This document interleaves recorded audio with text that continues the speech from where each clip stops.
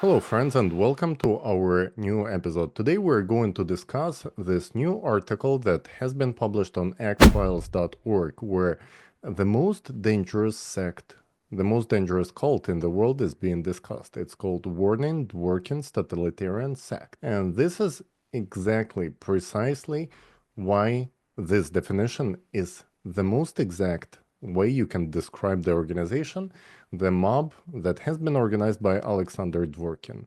According to their own standards, they are a totalitarian, destructive cult. Today with me, Jason, welcome.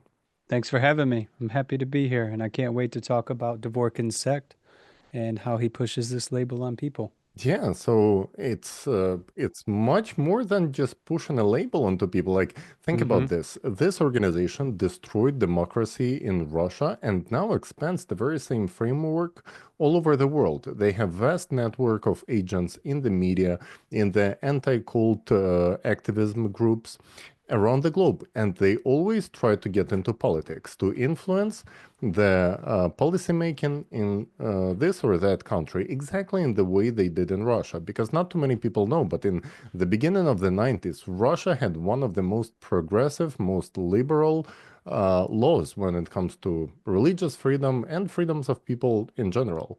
But since Dworkin organized his cult in Russia in 1993, and expanded it worldwide. He was pushing always to make laws much more strict, first of all, towards religious communities, but then he took over the branches of the law enforcement that enforce extremism. And through mixture of all of this lobbyism, if you can call it that way, slowly but surely, Russia became a totalitarian state. So he basically expanded his organization and his cult to turn first Russian Orthodox Church into a cult, and then the whole Russia was effectively Nazified because we discussed many times before. These techniques are rooted in Nazi Germany, in Mm-hmm. the way Apologetic Center, organized by Walter Kunet in 1921, was working with Gestapo to dehumanize minorities in Germany. And that's how totalitarianism starts, from persecution of minorities. And this is exactly what we are witnessing today. You brought up quite a few points, I think is a great overview of his sect. And for those that are watching, I would like to share with you just a few points before we dive into the details and these extraordinary claims that we're making that are backed by facts, well researched, well documented, and widely shared, actually. And we discussed the word or label sect. And most people don't have time or don't take the time to look beyond a label. And that's why I started the conversation with the label. But Massimo Intervini, who is a world renowned sociologist, psychologist, as well as writer, discusses the Roman formula. And you, if you're not new to these episodes and these discussions we have about the anti cultist and the many other topics we share here, um, we've discussed this before, but I'd like to highlight it for you. And it's intolerance, discrimination, and persecution. These are the three stages that Dvorkin and his entire anti-cultist network uses to destabilize institutions, countries, groups, and anyone they choose to. And as you discussed earlier, it's a key highlight point and parallels with the work that was done in Nazi Germany by Walter Kunet and the Gestapo, as you said. And here we'd like to highlight as well that there's a clear lineage, right? So we have this individual who makes a claim that everyone else who is against his ideas is a sect or cult. But from his own words and his own actions and the actions of those that he follows, as well as the clear trace of leadership, Walter Kunet, Friedrich Wilhelm Hack, to Johannes Agard, all the way to Dvorkin, shows a clear leadership which is found in cults of specifically cults of personalities. And I'd like to dive into all of these ideas today with people. Do you have anything you'd like to add to that before we get deep into this conversation? Well, yes, absolutely. I was first of all, definitely the way it's described by scholars, and there are also articles about Raman formula on the website, That's right. That's right. actfiles.org, and I suggest reading those. But first of all, what surprised me in this article is actually the feedback of people who went into the meetings organized by Alexander Dvorkin and the way they described their experience. So Dworkin promotes himself as, Christian Orthodox scholar, right? That's But the right. people who go into his events, they say the atmosphere, the way they feel themselves, is as if they are on a cult meeting. Hmm. If they simply join some kind of a cult meeting, that's exactly what it is. There was university and STU, and the gentleman says he attended. His first impression was surprise, where there were no calm faces, so everyone was excited, like this kind of cultic ecstasy that they have in there, where many young people with tense expressions on their faces, distorted faces, because they came there to fight evil cultists. So they came there with this passion to ruin people's lives. The older attendees had unhealthy excitement on their faces. So Dworkin, who arrived 10 minutes late, he began his conversation with, agenda of rescuing members from sects. And then he went into technical things, how to communicate, how to argue, for example. And, his way of delivery, basically, I think familiar to anyone who has seen the Impact documentary. If you haven't, highly suggest to do so. Very manipulative things. But then what the gentleman says later, the one who describes it, and he's not part of this whole cult. He simply came there to see what's going on.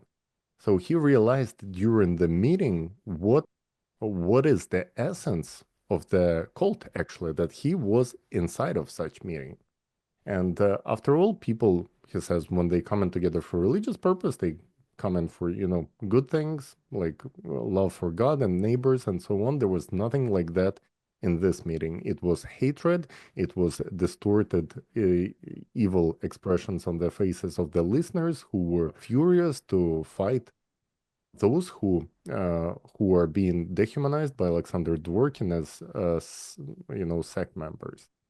So they gathered there for their own theories and methods. Here is the source everyone can check. And they're like, I mean, this gentleman is just a person who visited his event, but there are so many scholars, so many professionals in the legal field, in the religious field who actually have, scholarships as theologists.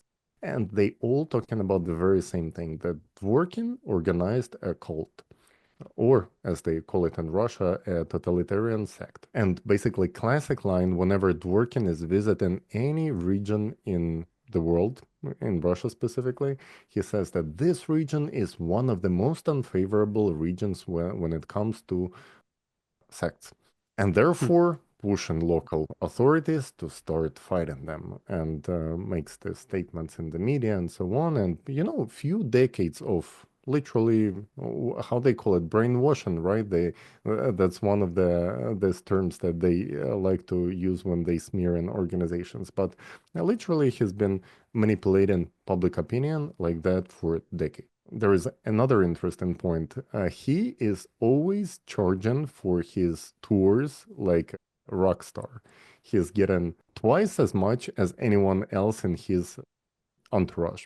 Like, for example, Novopashin was getting 50,000 rubles per lecture, but Dworkin was getting paid twice as much. Dworkin was making 250,000 Russian rubles in just one of his so-called tours, anti-cult tours that he organizes. So I wonder what his rider looks like, but he So let me get definitely. this straight. This guy organizes lectures and then charges them while simultaneously polarizing society and creating outgroups and then demanding that people persecute those outgroups. Is that what you just said?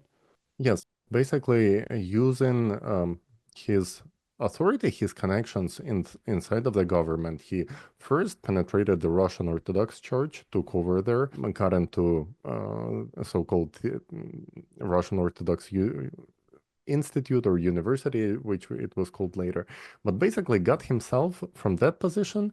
When one of his students became the Minister of Justice, he got himself a position in the Ministry of Justice. Hmm. And when in such status he travels around the country, of course, nobody can from local authorities deny, like, Russia is a very old school country where when somebody comes from Moscow, from Ministry of Justice, from the very core of the Russian Orthodox Church, local authorities has no choice but to gather all their,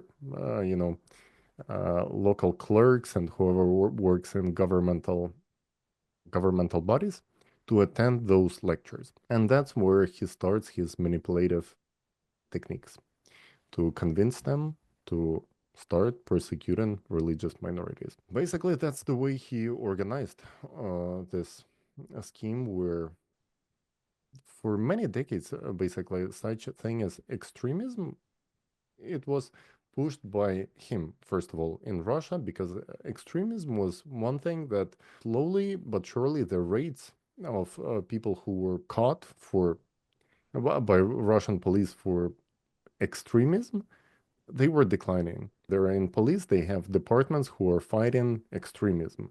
And they had a real problem. They had nobody else to fight because there was no extremism on a large scale in Russia in early 2000s and so on. And then Dvorkin came along and he says, hey, I have a solution for you. You will be needed again. Your departments will not cease to exist. Yeah, you will not stay without work if only instead of extremism, you're going to be persecuting religious minorities, but call it fighting extremism. And that's how they basically created Yeah, such. it's interesting, right? Because you're mentioning extremism right now and the extremist acts that he pushes people to carry out as well as self-evident. But he uses religion as an instrument to create an enemy image in the public of anyone he chooses to. And then what you're saying is he utilizes law enforcement at the same time to carry out his desires, right?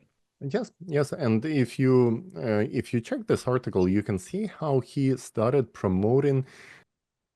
First of all, he got promoted himself into the positions of power to the parliament and the cabinet of ministers, but then he basically pushed everyone from his cult into these positions. So one of the distinguishable characteristics of Dworkin's cult is his desire to penetrate all the positions of power. They always, members of his cult, getting themselves into power, into parliament, into police enforcement, into special agencies, into Different any sort committees. of Yeah.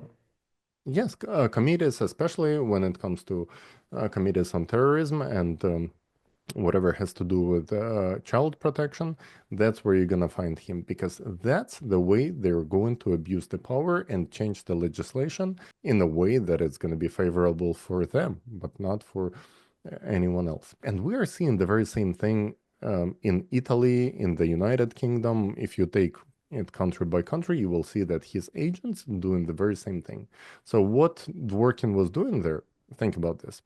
ROC, a Russian Orthodox Church, supposed to be separated from the state by the constitution, but they started pushing for election of their promoted officials, such as Lantratova, Yana Lantratova. She's one of the most hateful extremist who is sitting in the parliament of Russia. She's a member of parliament, and she's pushing for all of these strict laws against religious minorities. And it has been no secret that she was promoted there by the Russian Orthodox Church, well, basically Dworkin's cult in the region of Chelyabinsk. And by the way, she just got promoted into the position of head of the Committee on Religious Freedom. Can you imagine that? So, Of course.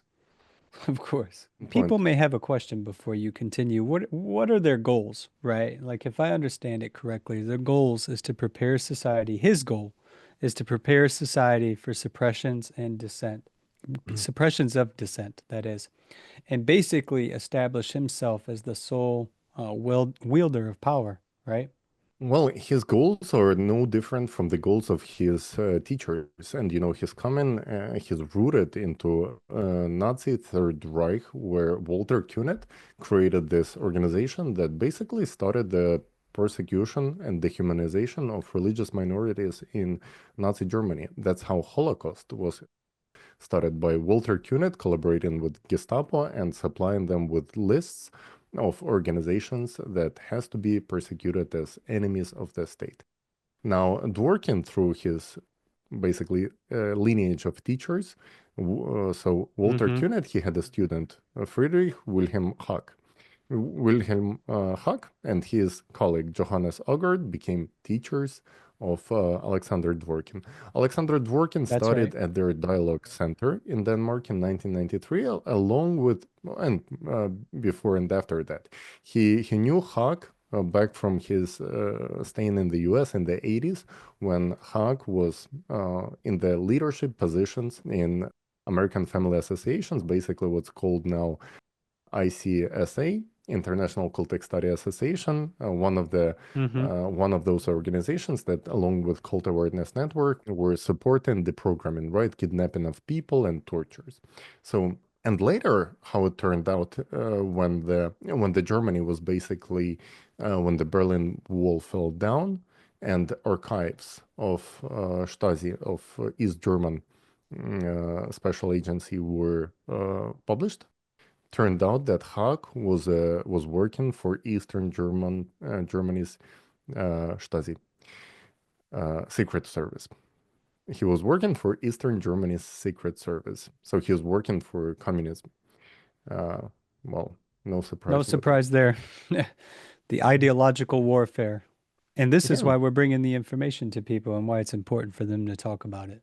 yeah. So now take a look at this. So first of all, Russia in the early 90s had a very progressive legislation, right? So the one of the things that Dworkin was pushing for is to cancel the religious freedom protection in Russia. And this is something that was reminding him the American First Amendment, as he was saying that this law that was changed in 1997 after lobbying by Dworkin, it was the law on freedom of conscience and religious. Yeah, the freedom of conscience and religious association. That's right. Yes, he basically repealed two laws that were previously existing in Russia and which Dworkin was demanding to repeal, and he referred to them as a copy of First Amendment of the U.S. Constitution. And for somebody who holds U.S. citizenship as Alexander Dworkin, it's a very strange a hateful position towards the First Amendment of the US. Nevertheless, it's clear where it's coming from because he inherited such hateful rhetoric towards and ideology from his Nazi teachers. Johannes Augard, he was calling American First Amendment the New Roses, and Friedrich Hack, and Friedrich Hack claimed that it contradicted human nature. So They're that's saying freedom basically of where. speech is neurosis and it contradicts human nature. So essentially, what they're saying is there's a matter of superiority and ideological superiority as well as a hierarchy. That's their claim. Absolutely. And for anyone who's curious what Nazism is, it is basically belief that one is superior than another human being. So this is classic definition of Nazism over here. If you think that those will be people covered in swastikas, and yeah, there are not heads like that as well. But this is exactly the Nazism in its hidden form, and this is why it's so dangerous, and this is exactly why it has to be exposed. So basically, in 1997, through lobbyism, and think about this, in 1993, he organized his center in Russia, inside of the Russian Orthodox Church, exactly like Walter Kunet organized apologetic center inside Hmm. of Lutheran Church of Germany in 1921. And then through lobbyism, through making connections and pushing for changes in legislation, he finally achieved what he wanted first in 1997, but he didn't stop there because right away he said that it's not enough and there has to be more strict changes when it comes to legislation. He said that law that he previously lobbied was already morally outdated at the time of its adoption. So in 2002, there was another law adopted on countering extremist activity. And in 2008, there was a whole massive change in amendments that were made to the law. First of all, they restricted the rights and freedoms of religious organizations, allowing their ban and liquidation if they are recognized as extremist. And at the very same time, Dvorkin is being appointed as the head of advisory commission by the Ministry of Justice, where he and his army of experts make fake so-called expert reports, where they claiming that this or that organization has to be declared as extremist, and they That's right. call in They just fabricate these expert reports, and then he utilizes the state's right to violence to carry out violence against those that him and his followers have labeled. It's interesting, yes, absolutely. And here it which is is in extremism. 2017. It is. It is. That's what we are talking about. That he is basically a head of a cult. He organized a cult, and everything he smears others, organizations, and people with, those are the things that he represents. He's a cultist. He's in charge of a cult of Alexander Dvorkin, and this organization is extremist. It's a Nazi by its ideology, and this cult poses a great threat to the whole humanity because they're the things that they do. Just take a look at Russia, what they did to Russia in 30 years of active work. And now take a look at what they're trying to do in Europe. Once again, their network of agents was destabilized in Ukraine from the inside for quite a long time, and there is a great article on this point as well called Reitzer's Agents in Ukraine, Sabotage from the Inside. And also a lot of articles on the topic of their penetration of European Union. One of the most powerful ones, in my opinion, is Europe, open your eyes if you don't want war.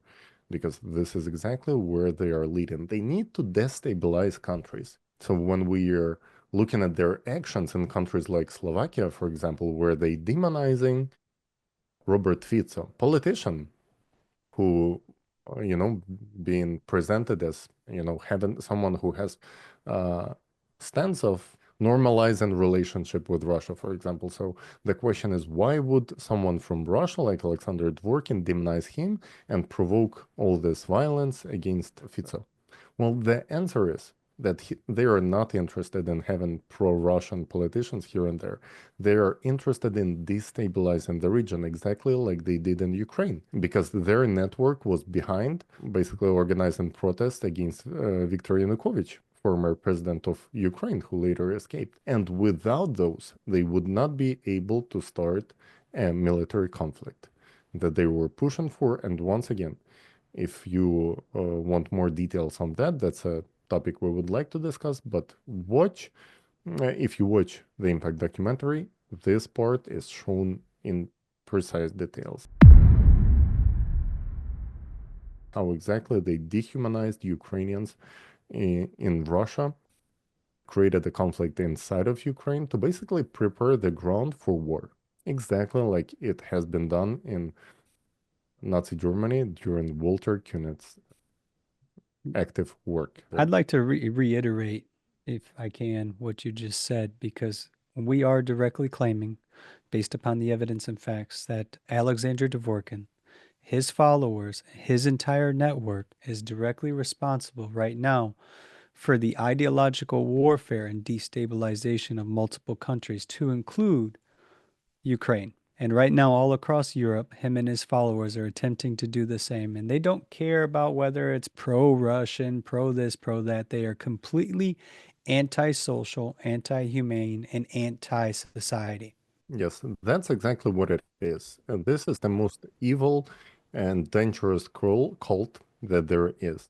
And they got into power. They created this secret societies over there called, like the one, for example, that is called Divevo The Brotherhood. Diveevo Brotherhood, But yep. yes, the whole Russian leadership is part of this so-called. Many actually calling that a cult as well, and many Orthodox priests who were asked about it, they were saying the very same thing, that this is some kind of a cult organized in Diveevo monastery that has to be, it's presented as an Orthodox monastery, but inside of there is this strange, some call it paramasonic organization, some call it a cult, called Diveevo Brotherhood, where Sergei Kirienko is the leader of it. A members only Yeah. order held within a church, separate from the church in its day-to-day actions. What else would you call that? Definitely, it's a cult, and it's led by first Deputy Chief of Staff of Presidential's Executive Office of the Russian Federation, Sergei Kiriyenko, right there. And members include such people as Prime Minister Mikhail Mishustin, Defense Minister Andrei Belousov, and many other officials, some of the richest people in Russia. And I And would some of like the to top point out brass that of the they Kremlin. Yes, and they got appointed to those high positions as members of TVO Brotherhood. So that's a very interesting thing that they have been making very generous donations to this organization and later got promoted to very high positions in power. There you go. You can see Sergei Kuryenko pinning a medal to Alexander Novopashin. And Novopashin is the right hand of Alexander Dvorkin, just to give you a hint of how close they are with the highest political leadership of Russia. You know, Couldn't get the no whole closer thing than of two grown men in a bathtub. I tell you what, this is crazy. yes, absolutely.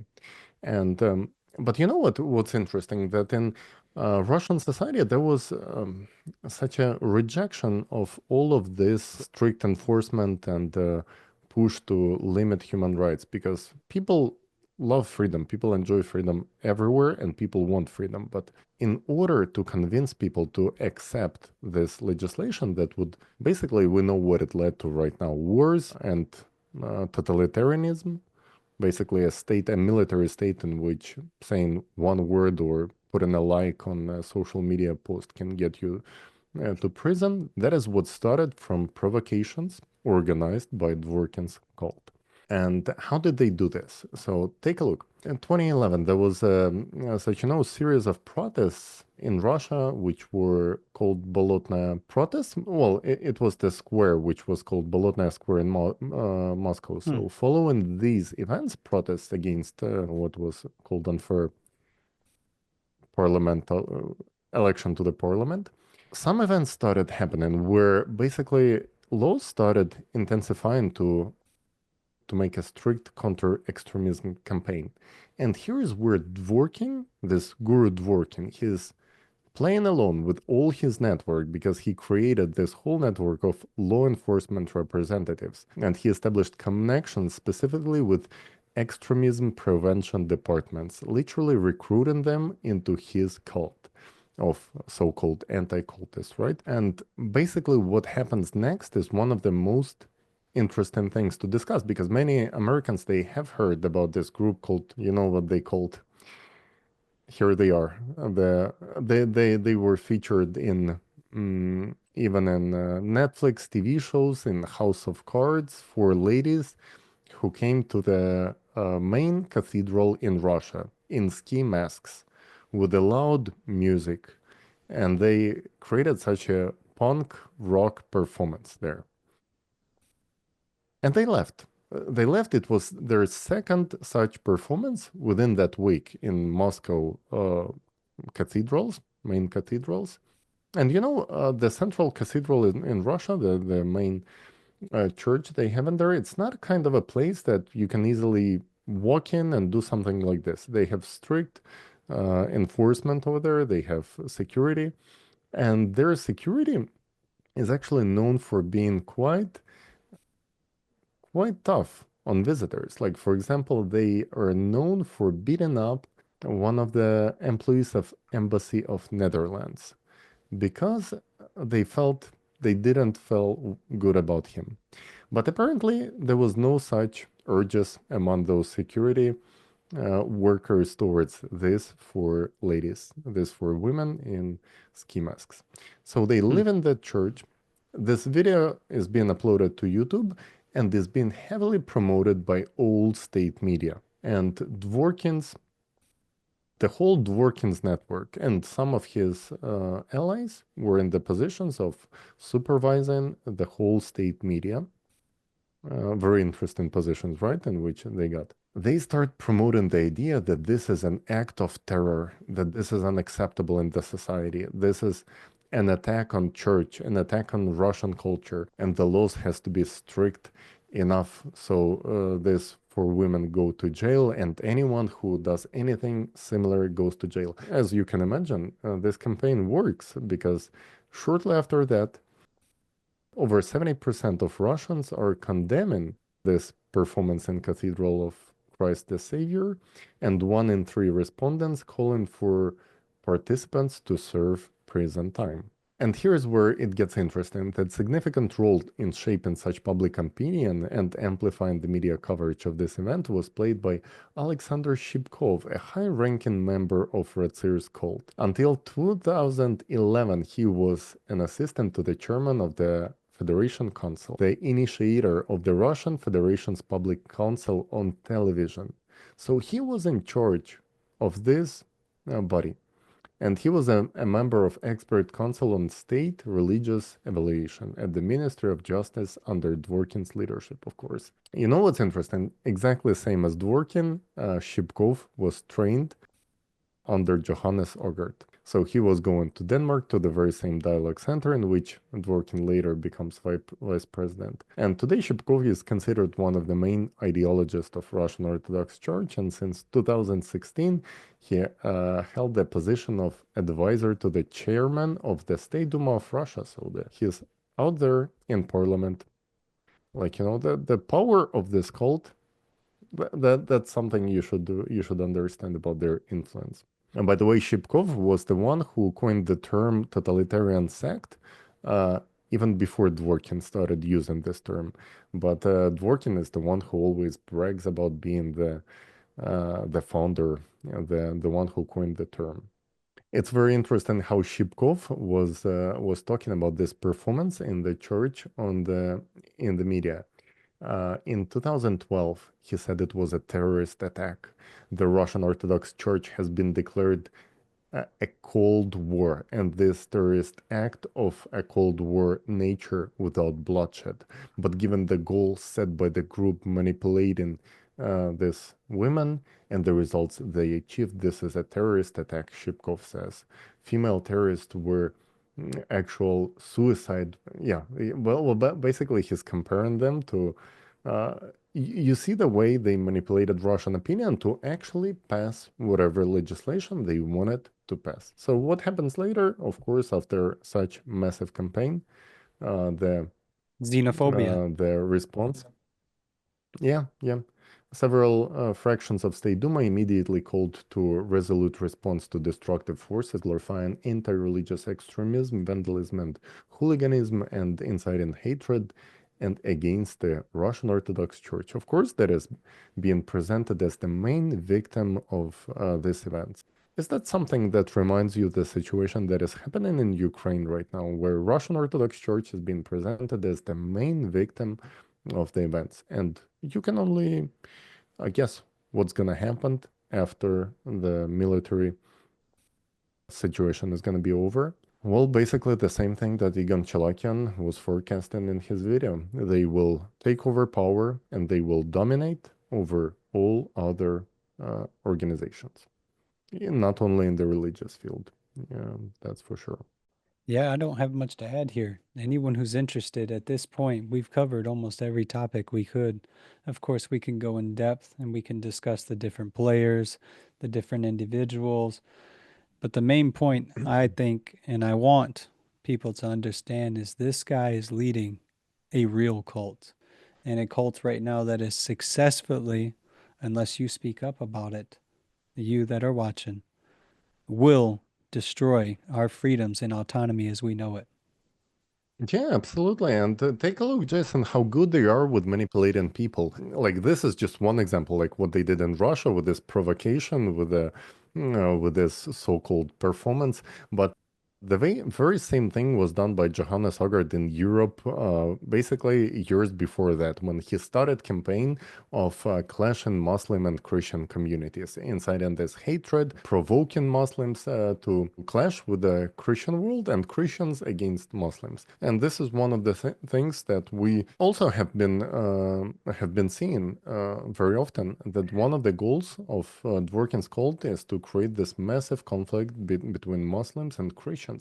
And in order to do so, they are very motivated individuals. Like they do not stop until they get the results. So if you're gonna think of the most horrible events that happened with the Charlie Hebdo publications in France, prior to that, there was attempt after attempt after attempt, and when you go trace it back to the very origin, it all started with publications by Johannes Ogert. They are masters of such manipulations.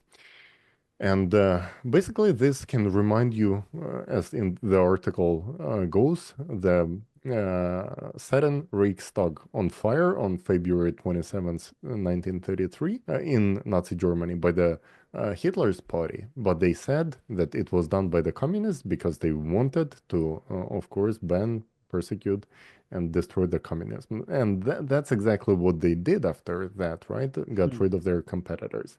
And now think about what we know already about Crocus City Hall attacks in 2024. Something that happened, something that was covered on the website as well, and I suggest reading articles on those topics and see how exactly Dworkin's cult benefited and became the main beneficiary of those events. Well, once again, if we walk in how Russia became a totalitarian state that is actively being Nazified by Dworkin's cult, of course, you will get all the evidence in this article. So very famous Yarovaya package of laws that limited freedom in 2016.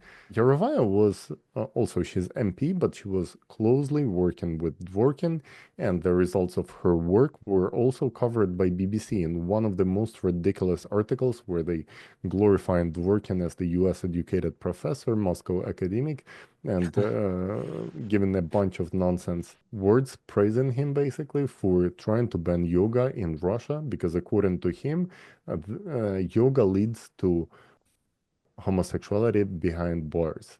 So this is such a bizarre statement and such a bizarre article that having this in BBC published on the English on the British version of the BBC, because in Russia, a Russian version of the BBC, they did not publish it this way. Apparently, he doesn't have his loyalists or his agents in the Russian department of the BBC like he has them in the original one. And because of what? Of course, because of Alexandra Stein.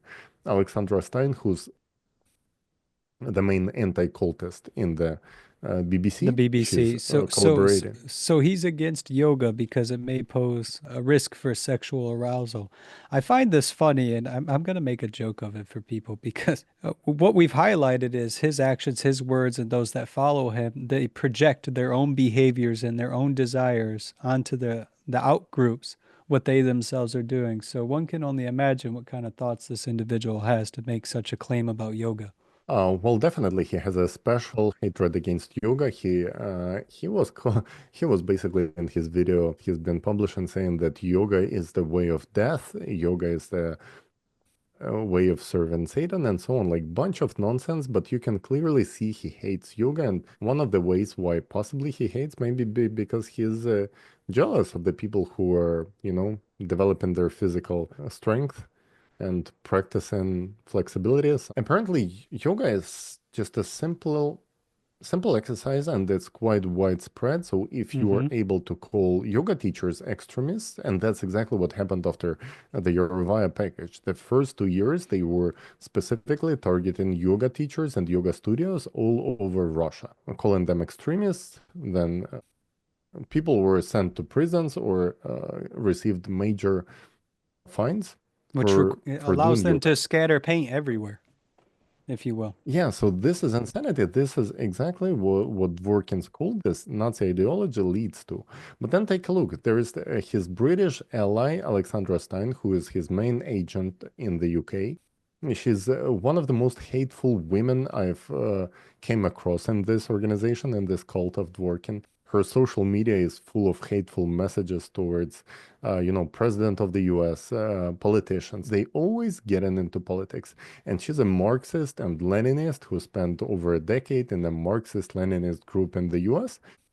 in the basically around the same time when Her Dworkin words, was not in ours, the, guys. yeah, according to her own words.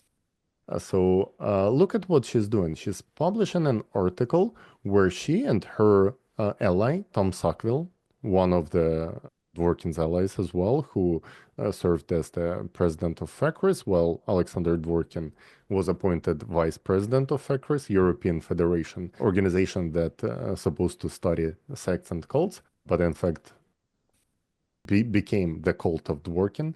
And that organization is being financed by French government. More than 90% of its funds are coming from French government. So take a look. This Alexandra Stein, she's publishing an article. Daily Mail is publishing an article about her and their organization, Family Survival Trust, that is calling for greater protections for victims of cults in the UK.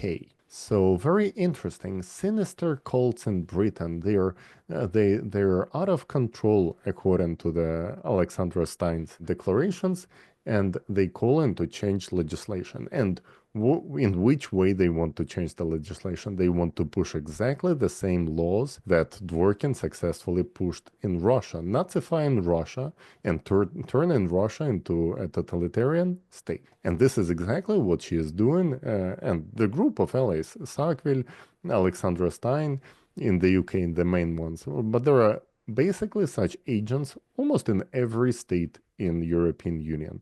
You can see there were quite a few events, very interesting, because if you trace it back to 2012, where there was such a lot of things were happening after the group in Russia made their performance public in that central church, all of a sudden the similar group appears in Ukraine, in center of Kiev, and they basically taken down the cross that was situated on the central square in Kiev, the Independence Square. And turns out that that group of activists were connected to Ilya Seems Bey. like This, controlled opposition. That's what it looks like. yes, he was the closest ally of Pavel Broide, who, along with Alexander Dvorkin, was curating the Ukrainian anti-cult network of Alexander Dvorkin. So very interesting connections here, right? Very interesting things are happening. And if you have not read the article about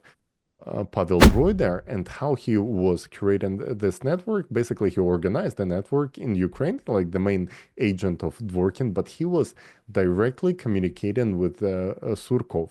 And Surkov at that point was the advisor to Putin, and he was sitting in Kremlin. And in leaked emails, you can see the financial transactions that they discuss and for financing Broider's network of agents in the media. As we know, anti-cultism, the cover that Dworkin's cult is using. Very convenient cover, by the way, because who's going to accuse them of being a cult when they are the ones accusing everyone else of being cultists and sectarians, right? So it turns out, besides being a good cover, it's also a very convenient way to recruit agents in the media because instead of going to them and offering them money from Kremlin, they would say, let's write an article about this dangerous organization here and there. And of course, those journalists who would take money from them and write such articles became a perfect material for pushing any sort of narrative that was coming from Alexander Dvorkin, financed by top Kremlin officials. They were actively inciting and incentivizing the youth in Ukraine to basically go against their own personal interest. Absolutely, All of that's this what is they were covered in that doing. article. Yep. And you can see the human right index, the way it went up in the 90s and the way it steadily declined after activation of Dworkin's cult in Russia. So this is what it is ever since 1993 when they organized events in Waco in Texas. And if you have not seen the article and have not seen the part of the Impact documentary about that tragedy, how it was organized by Dworkin's network, by the representatives of this cult in the US, I strongly suggest reading this. And by the way, there's an anniversary coming up, April 19th of 1993. That's when it happened, when 83 people, including 25 children, were burned alive after Dworkin's network basically used manipulative techniques to convince everyone that that's totally fine, that they did it to themselves, that there is no reason to protest. Everyone knew what actually happened, and no one came out to protest. That's how strong this manipulation is, where people were convinced that because his agents of his network called the people that way, that no one should protest against killing of 83 people who were basically tortured in gas chamber and burned alive. And one of the main roles in torturing them with sophisticated psycho warfare technique was employed by Russian anti-cultist Igor Smirnov. And none of them were ever held accountable for what That's they how did. dangerous that word cult is. People heard it and they never questioned it. They never dug into it. But because that was their initial source of information and hearing it, they immediately referred to in every conversation to the individuals of Waco as cult members. And we're highlighting for you all who the Absolutely. true cult leader is. Yes.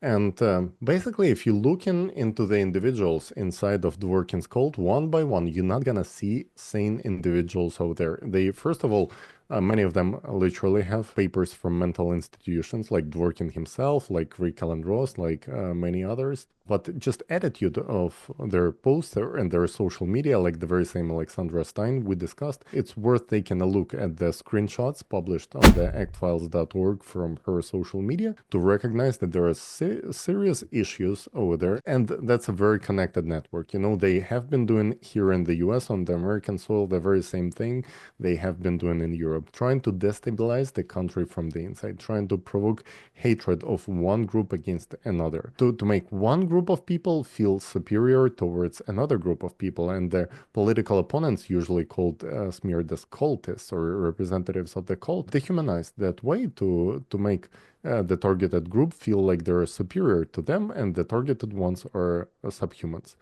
Then this is basically Nazification. This is basically what Nazism is all about: superiority of one group above another one, and there go violence, and there goes all the The consequences. gene of superiority.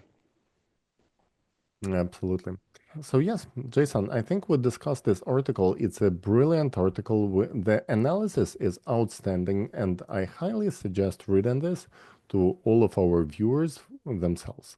You will find a lot of food for thought, and you will find much more if you look into the facts in this article. And hopefully, this is something that will make you look a little bit wider onto the world around you and what is happening and the processes that are happening. Because this cult leader, yeah, he might be sitting in Russia, but he spent over a decade in the US. He is very well connected here in the US, and he has been pushing his narrative and his methodology onto the American public. And we're seeing how that was influencing the people's behavior. Thank you for being with us. And Thank you for being with yes, us. right. Write your thoughts in the comments below, and we'll see you in the next episode.